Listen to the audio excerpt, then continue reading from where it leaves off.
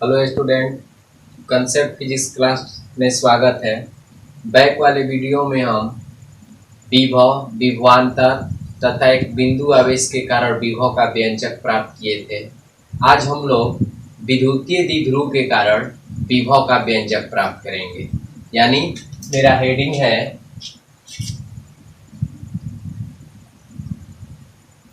विद्युतीय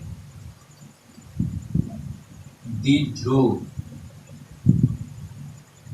के कारण विभव। विद्युतीय द्विध्रुव के कारण विभव, जिसको हम इंग्लिश में बोलते हैं इलेक्ट्रिक डिपोल। सबसे पहले हम जानेंगे विद्युतीय द्विध्रुव के कारण विभव को प्राप्त करने से पहले सबसे पहले हम जानेंगे कि ये विद्युतीय द्विध्रुव होता क्या है।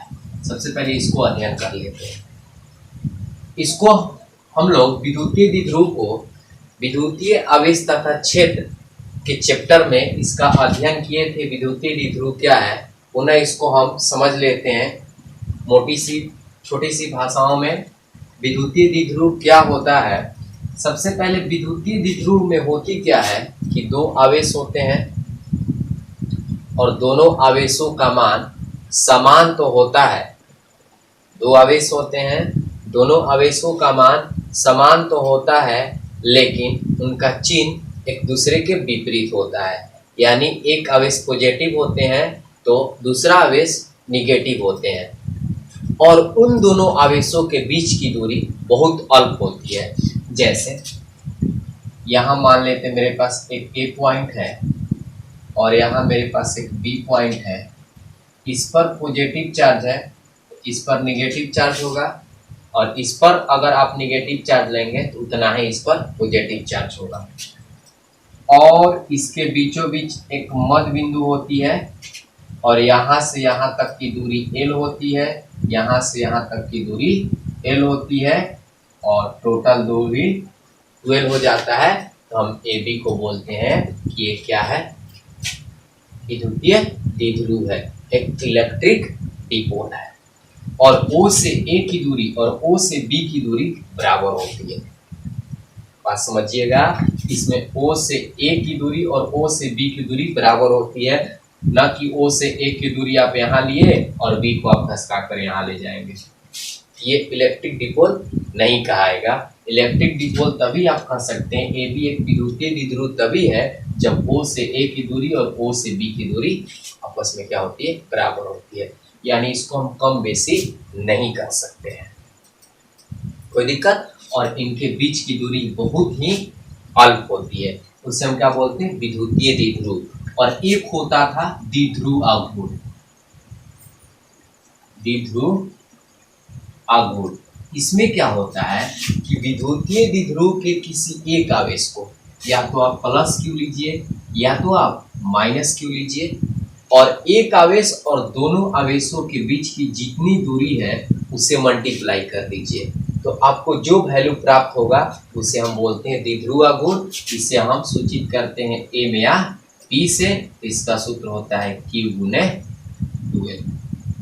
ये भी फॉर्मूला इसमें यूज होगी, इसलिए इसको ध्यान से समझिएगा कि ए में या पी बराबर Q गुने 2L, जिसको हम बोलते हैं द्विध्रुव आघूर्ण।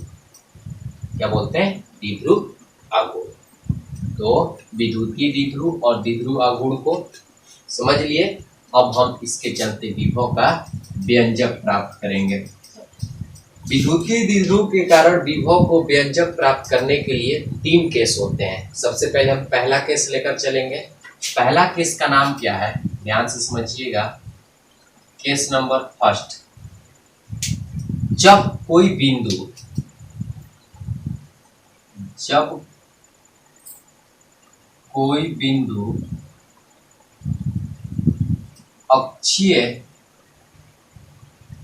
अक्षीय स्थिति पर हो।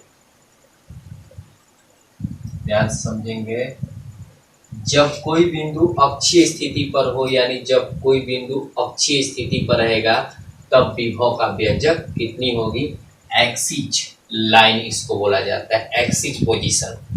अब एक्सिस पोजीशन किसको कहते हैं, ध्यान समझिएगा। सबसे पहले आपको एक इलेक्ट्रिक डिपोल बनाना है। तो इलेक्ट्रिक डिपोल कैसे बनाएंगे, ये मैं मान लिया ए, ये मैं मान लिया बी पॉइंट, और ये इसका सेंटर हो गया ओ। इस पर मैं मान लिया माइनस क्यू है, इस पर क्या होगा प्लस क्यू होगा। देखिए इसको आप इधर उधर कर सकते हैं, इस बात को ध्यान दीजिएगा। ये जरूरी नहीं है कि बी के पास ही पॉजिटिव रहेगा, ए के पास निगेटिव रहेगा। ए के पास ये पॉजिटिव रख सकते हैं, बी के पास निगेटिव रख सकते हैं, इससे कोई दिक्कत नहीं है। ये आपका एक इलेक्ट्रिक डिपोल है। अब इसके बाद हमें अक्षीय स्थिति में जाना है, एक्सिस लाइन जिसको बोलते हैं, एक्सिस पोजीशन। देखिए एक्सिस पोजीशन किसको बोलते हैं, या तो बी से आप सीधे जाइए अनंत की ओर, या तो आप ए से अनंत की ओर जाइए। हम इधर बढ़ रहे हैं, ये आपकी अक्षीय स्थिति हो गया। और इसी पर कहीं हमें एक पॉइंट लेना है, और उसी पॉइंट पर मुझे विभव का क्या करना है, व्यंजक प्राप्त करना है। तो मैं मान लिया कि यहाँ मेरे पास एक पी पॉइंट है, और इसी पी पॉइंट पर हमें विभव की जो वैल्यू है उसको निकालनी है, v बराबर वाट। अब थोड़ा सा ध्यान दीजिएगा, यहाँ से यहाँ तक की दूरी l, यहाँ से यहाँ तक की दूरी l, और आपसे पूछा जाएगा कि a से b तक की दूरी कितनी होगी, तो 12 हो जाएगा। ध्यान से देखिएगा, O से A की दूरी L, O से B की दूरी L, तो A से B की दूरी कितनी हो जाएगी, 12 हो जाएगी। और जो मैं P पॉइंट लिया हूँ इसकी दूरी जो होती है सेंटर से मेजर किया जाता है। तो मैं मान लिया कि O से इस P की जो दूरी है वो कितनी है, स्मॉल r है। अब यहाँ से बात को ध्यान से समझिएगा, O से इस P की दूरी जहाँ हमें विभव का व्यंजक प्राप्त करना है वो क्या है, स्मॉल r है। तो आप बताइए अगर इस A से इस P के पास जाना होगा, ध्यान समझेंगे, O से इस P की दूरी क्या है, स्मॉल r है। इस A से यानी माइनस Q आवेश से इस P पॉइंट पर जाना होगा, तो मुझे कितनी दूरी तय करनी होगी, तो ध्यान से देखिएगा, इस O से इस P की दूरी कितनी है, r है। यहाँ से लेकर यहाँ तक की दूरी r है, और आपको जाना है A से लेकर P तक। तो इतना जो दूरी है O से A तक की जो डिस्टेंस है उसको हम क्या करेंगे, r में ऐड कर देंगे, क्योंकि हमें यहाँ से यहाँ तक की दूरी मालूम है r, हमें जाना है यहाँ से यहाँ तक। तो O से A की दूरी कितनी है, l है, इसमें ऐड कर देते हैं, तो r प्लस ये क्या हो जाएगी, l हो जाएगी, क्योंकि एक्स्ट्रा दूरी इसमें क्या हो जाएगा, बढ़ जाएगी। अगर आपको इस प्लस Q आवेश से इस P के पास जाना होगा, ध्यान से समझेंगे, माइनस से गए इसके पास, तो हमें दूरी कितना हो गया, r प्लस l। इस प्लस Q आवेश से इस P के पास जाना होगा, तो देखिए इस O से P की दूरी कितना है, r है। अब यहाँ से इसको जाना है, तो ये वाली जो दूरी है OB, ये एक्स्ट्रा दूरी इसमें से क्या करना होगा, घटाना होगा। यहाँ ऐड इसलिए किए थे कि यहाँ से यहाँ तक का r था, और ये एक्स्ट्रा यहाँ बढ़ रहा था, और यहाँ एक्स्ट्रा यहाँ का हो गया घटेगी, क्योंकि मुझे B के पास से जाना है, B से P के पास जाना है। तो O से B की दूरी को क्या कर देंगे, घटा देंगे, तो यहाँ हो जाएगी r माइनस l। सबकी दूरी पता हो गई। अब इसको हम प्रूव करते हैं, ध्यान समझिएगा। इस P पर मुझे विभव का व्यंजक प्राप्त करना है। इसको हम कैसे लिखेंगे, यहाँ लिखेंगे माना कि, ध्यान से देखिएगा, माना कि AB एक विद्युतीय द्विध्रुव है, AB एक विद्युतीय द्विध्रुव है जिसके A बिंदु पर कैसा चार्ज है, A बिंदु पर माइनस Q आवेश तथा B बिंदु पर प्लस क्यू आवेश है, प्लस क्यू आवेश है, कोई दिक्कत। अब यहां से लिखते हैं दोनों आवेशों के बीच की दूरी कितनी है, 12 है। दोनों आवेशों के बीच की दूरी 12 है। इसके मध्य बिंदु O से स्मॉल r दूरी पर, इसके मध्य बिंदु O से स्मॉल r दूरी पर एक P बिंदु माना गया है, एक P बिंदु माना गया है, एक P बिंदु माना गया है। इसी P बिंदु पर विभव का क्या करना है, व्यंजक प्राप्त करना। इसी P बिंदु पर विभव का व्यंजक प्राप्त करना है। कोई दिक्कत, पुनः समझ लीजिए। माना कि अभी एक विद्युतीय द्विध्रुव है जिसके बिंदु पर माइनस क्यू आवेश तथा बी बिंदु पर प्लस क्यू आवेश है। दोनों आवेशों के बीच की दूरी 12 है। इसके मध्य बिंदु O से स्मॉल r दूरी पर एक P बिंदु माना गया है। इसी P बिंदु पर हमें विभव का व्यंजक प्राप्त करना है। अब इसमें क्या होगा कि एक बार हम माइनस क्यू से P के पास जाएंगे, एक बार हम प्लस क्यू से P के पास जाएंगे। तो सबसे पहले लिख रहे हैं माइनस क्यू आवेश के कारण, ध्यान से समझेंगे, कारण P बिंदु पर विभव, इसको हम लिख लेते हैं V1। देखिए अब यहां से ध्यान समझिएगा, इसके बैक वाले वीडियो में हम लोग पढ़े हैं कि एक बिंदु आवेश के कारण विभव का सूत्र क्या होता है, KQ बटा R। तब यहाँ लिखेंगे कि Q, और Q देखिए कैसा चार्ज से गए हैं, निगेटिव चार्ज है, या माइनस लगा देते हैं R। अब यहाँ से जाना है कहाँ तक, P तक, तो इसकी दूरी लेंगे।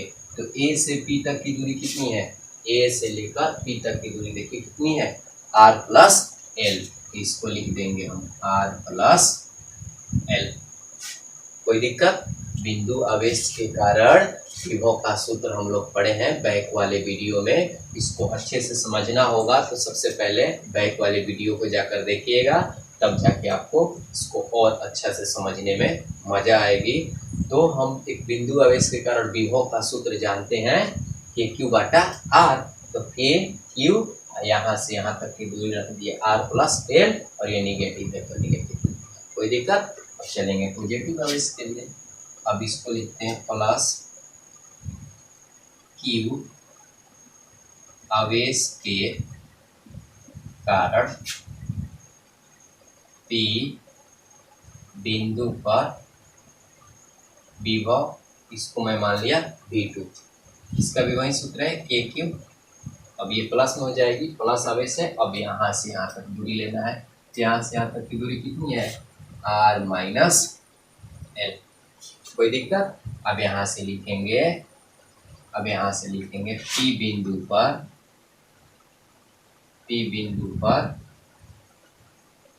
कुल विभव, P बिंदु पर कुल विभव, इसको निकालने के लिए क्या करेंगे, V बराबर V1 प्लस V2, यानी दोनों विभव के मान को क्या कर देंगे, जोड़ देंगे। सिंपल सी बात है।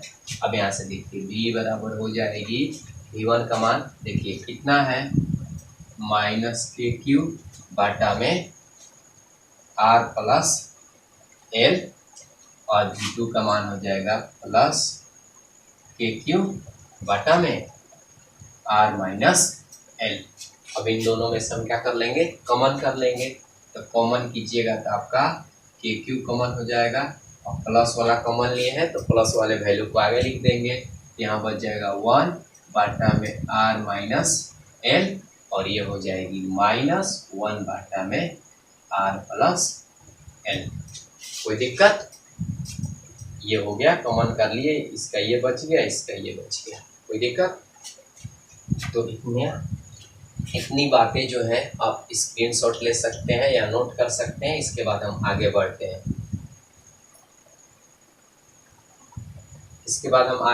हैं। इधर का देखिए, मिटा देते हैं।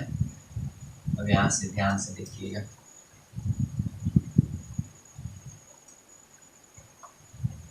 अब यहाँ से हमें बनाना है, अब यहाँ से लिखेंगे v बराबर, आगे बढ़ते हैं, KQ।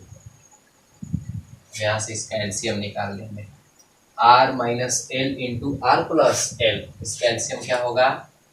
r-l इंटू r+l होगा ना। अब यहाँ से r-l से इसको भाग दीजिएगा तो ये कट जाएगा, बचेगा कौन? जो बचेगा ऊपर चले जाएगी r+l, क्योंकि 1 से गुना करेंगे तो वहीं आ जाएगा।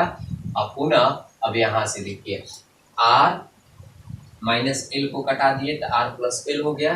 अब यहाँ से r+l से जब भाग दीजिएगा तो r+l कट जाएगा, ऊपर कौन जाएगा? अब यहाँ से लिख देंगे -r-l। कोई दिक्कत? अब यहाँ से आगे बढ़ते हैं, v बराबर KQ। ध्यान से देखिएगा, v बराबर KQ। अब ये हो जाएगी r+l, अब माइनस प्लस माइनस, अब माइनस माइनस प्लस हो जाएगा। अब नीचे आइए, नीचे देखिए फार्मूला पर आ गया a - b इंटू a+b। इसका सूत्र होता है a का स्क्वायर माइनस b का स्क्वायर। देखिए यहाँ सूत्र लिख देते हैं, a - b इंटू a+b। इसका सूत्र होता है a square minus b square. इस फार्मूला पर क्या कर दिया, हम इसको तोड़ दिए। समझ रहे हैं बात को? आसानी से समझ रहे हैं। देखिए a - b इंटू a+b। इसका सूत्र क्या होता है? a square minus b square. a का काम r कर रहा है तो r का स्क्वायर माइनस l का स्क्वायर लिखिए। कोई दिक्कत? अब आगे बढ़ते देखिए, माइनस और प्लस ये क्या हो जाएगी? कट जाएगी। तब v बराबर हो जाएगा आपका KQ हो जाएगी। अब यहाँ से हल करते 1l और 1l 12। अब इसमें गुना हो जाएगा तो ये 12 हो जाएगी, और बटा में क्या हो जाएगा? r square minus l square. कोई दिक्कत? ध्यान समझिएगा, v बराबर KQ गुने 2l और r square minus l square हो जाएगी। अब आगे की ओर बढ़ते हैं, ध्यान से देखिएगा। अब यहाँ से हम चलते हैं तो आपका v बराबर KQ गुने 2l आया है ना, बाटा में r square minus l square. अब आगे की ओर बढ़ते हैं, ध्यान से देखिएगा, इधर से आगे जा रहे हैं। अब यहाँ से लिखते हैं वी नो डैट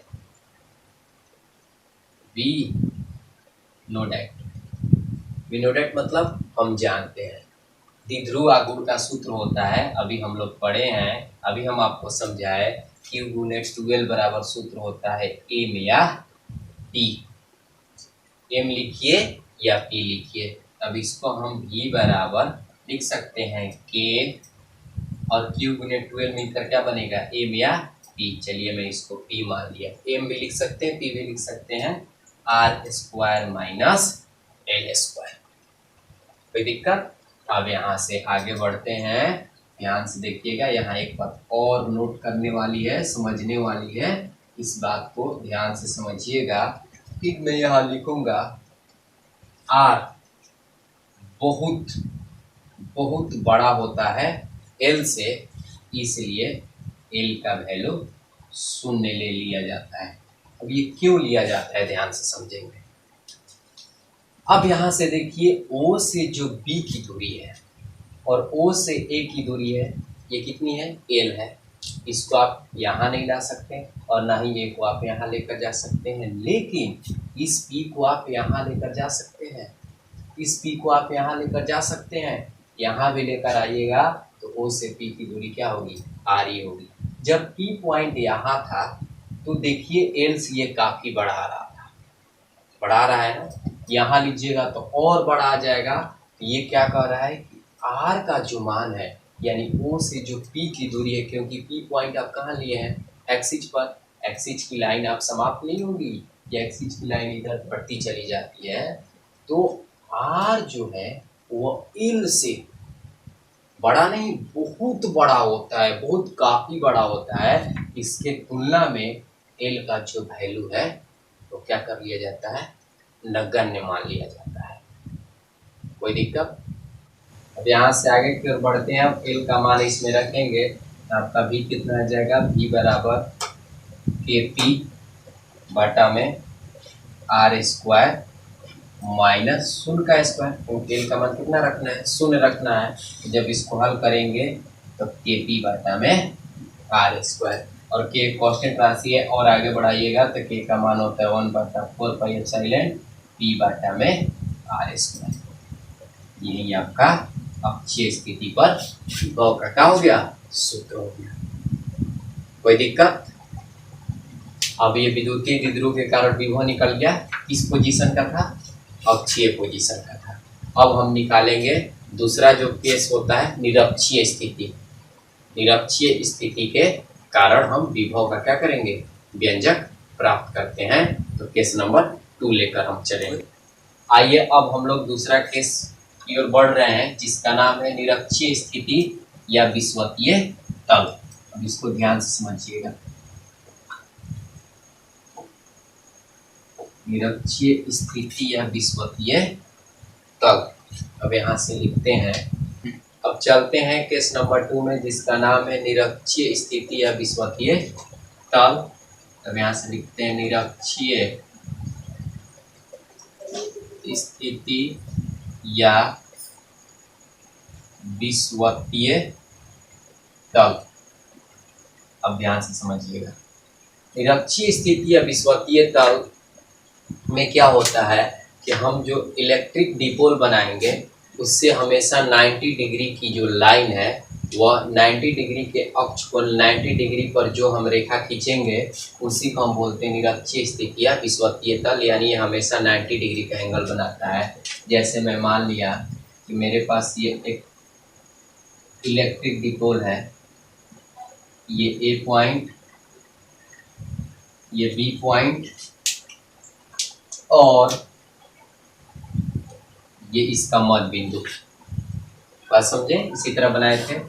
यहाँ से यहाँ तक की दूरी जो है L, यहाँ से यहाँ तक की दूरी L, और A से B तक की दूरी पूछा जाएगा तो ये 2L हो जाएगी। अब देखिए निरक्षीय स्थिति या विषुवतीय तल किसको कहते हैं, सेंटर से जब सीधे लाइन लेकर आ जाएंगे इस प्रकार, ध्यान से समझिएगा, तो इसी को हम बोलते हैं विषुवतीय तल। विषुवतीय तल या निरक्षीय तल। अब यहाँ से मैं मान लिया कि मेरे पास यहाँ कोई एक पॉइंट है P, और इसी P पॉइंट पर हमें विभव का व्यंजक प्राप्त करना है, और यहाँ से यहाँ तक की जो दूरी है मैं मान लिया कि स्मॉल r है। तो इसी P पॉइंट पर हमें क्या करना है, विभव का व्यंजक प्राप्त करना है। अब क्या किया, मैं A से इस P की दूरी को मिला दिया और B से इस P की दूरी को मिला दिया, और ये एक इलेक्ट्रिक डिपोल है तो इस पर मैं मान लिया प्लस क्यू आवेश है, इस पर मैं माइनस क्यू आवेश है।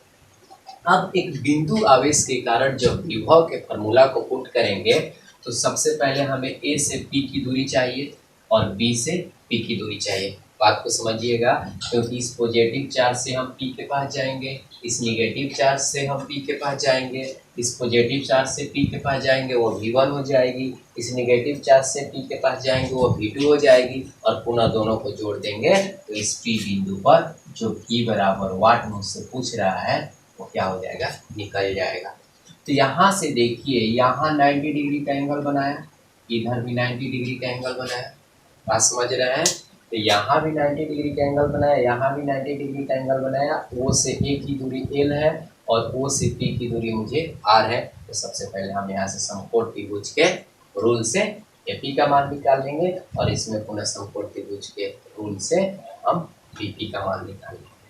तो देखिए, इसको सिद्ध करने से पहले लिखा कैसे जाएगा, इसको पुनः देखिए, समझ लीजिए कैसे लिखा जाएगा। उसी तरह लिखना है कि इस प्रकार हम इसको लिख सकते हैं। इस प्रकार आप लिख सकते हैं कि माना कि AB ये क्या है, विद्युतीय द्विध्रुव है, जिसके मध्य बिंदु O से स्मॉल r दूरी पर एक P बिंदु माना गया है।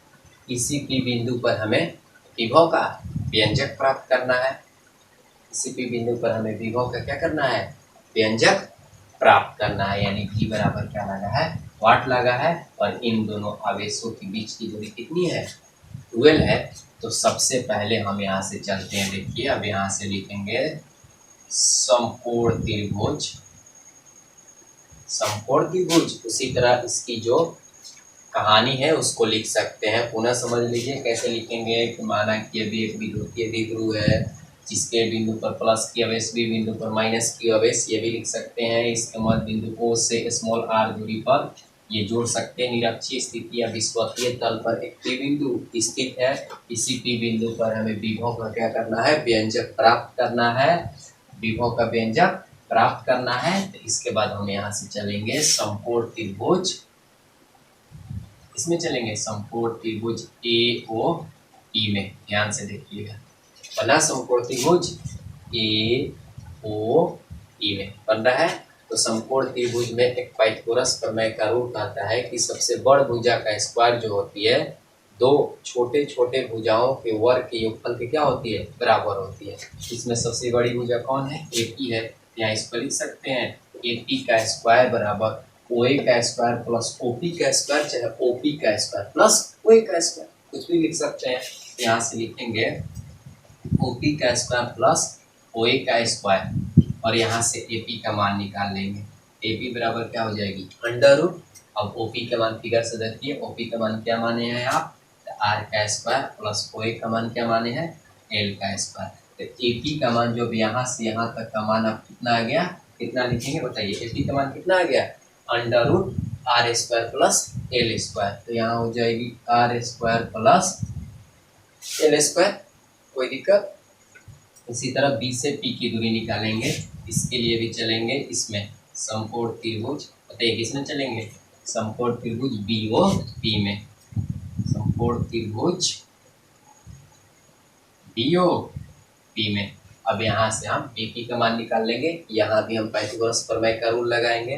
तो सबसे बड़ भुजा का स्क्वायर यानी BP का स्क्वायर बराबर क्या हो जाएगा, OP का स्क्वायर प्लस OB का स्क्वायर। अब यहाँ से BP का मान निकालेंगे तो BP बराबर क्या हो जाएगी, अंडर रूट। अब बताइए OP का मान कितना है, R है, तो R का स्क्वायर और OB का मान कितना है, L है, तो L का स्क्वायर। यानी BP का मान भी क्या आ गया, बराबर आ गया। यानी इसका कहने का अर्थ यह हुआ कि इस प्लस से इस P के पास जाइएगा तभी दूरी उतना ही तय करना पड़ेगा, और इस माइनस Q आवेश से इस P के पास जाइएगा तभी उतना ही दूरी तय करना पड़ेगा।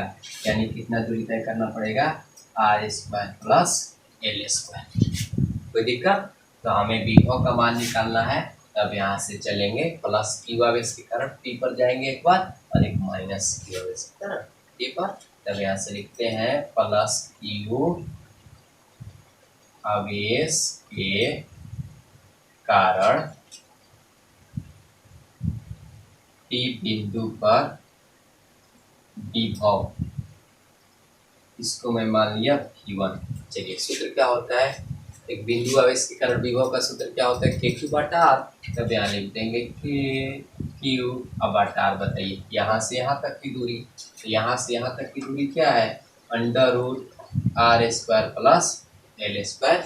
इसी तरह माइनस Q आवेश के कारण, माइनस Q आवेश के कारण इस बिंदु पर P बिंदु पर, P बिंदु पर विभव, इसको क्या लिखेंगे V2। इसमें क्या करना है, माइनस को लगा देना है क्योंकि आवेश कैसा है, माइनस है। अब बटा में under root R square plus L square. कोई दिक्कत। ये V1 हो गया, ये V2 हो गया। अब यहाँ से निकाल देते हैं कुल विभव। तब यहाँ से लिखते हैं कुल विभव, ये तो एकदम सिंपल है, कुल विभव। तो हम क्या करेंगे, V बराबर V1 प्लस V2 कर देंगे। और V1 का मान देखिए क्या है, यहाँ से V1 का मान को पुट करते हैं, क्या है, KQ बटा में, ध्यान से देखिएगा, KQ बटा में under root R square plus L square plus minus minus हो जाएगा के क्यूब अब बटा में अंडर रूट, यहाँ से लिखेंगे के क्यूब बटा में under root R square plus L square, एक वैल्यू प्लस एक वैल्यू निगेटिव कट जाएगी घट जाएगी तो ये कितना आ जाएगा v बराबर 0। ये बहुत मोस्ट वीवीआई होते हैं क्वेश्चन।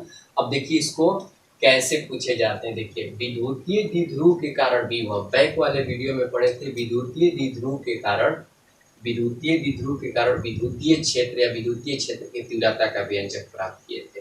जब हम वहां प्राप्त किए थे तो निरक्षीय स्थिति या विषुवतीय तल पर जो E है वो 0 के बराबर नहीं आ रहा था, यानी E does not equal to 0। इस बात को ध्यान दीजिएगा, ऐसे क्वेश्चन पूछे जाते हैं कि निरक्षीय स्थिति या विषुवतीय तल पर विद्युतीय क्षेत्र की तीव्रता का मान शून्य होता है कि विद्युतीय विभव का मान शून्य होता है। तो आपको मानना होगा विद्युतीय विभव का मान शून्य होता है, विद्युतीय क्षेत्र की तीव्रता का मान शून्य नहीं होता है, वहां नहीं आया था, लेकिन यहाँ आता है विभव का मान शून्य होता है। याद रखिएगा निरक्षीय स्थिति या विषुवतीय तल पर विभव की जो मान होती है वो शून्य की क्या होती है, बराबर होती है। तो आई होप आपको ये दोनों जो केस हैं, जिसको हम बोलते हैं पहला केस अक्षीय स्थिति और दूसरा केस को बोलते हैं निरक्षीय स्थिति या विषुवतीय तल, आपको अच्छे तरीका से समझ में आ गया है। नेक्स्ट वाले वीडियो में हम लोग इसके तीसरे केस का अध्ययन करेंगे जिसका नाम है कहीं भी स्थित है। अब इसका अर्थ क्या हुआ, नहीं वो अक्षीय पर रहेगा और नहीं वो निरक्षीय पर रहेगा, यानी अक्षीय और निरक्षीय को छोड़कर ये कहीं भी रह सकता है। तो उसके लिए विभव का आपका व्यंजक कितनी आएगी या विभव का मान कितना आएगा, ये नेक्स्ट वाले वीडियो में हम लोग इसको क्या करेंगे हल करेंगे। नेक्स्ट वाले वीडियो में इसको समझेंगे।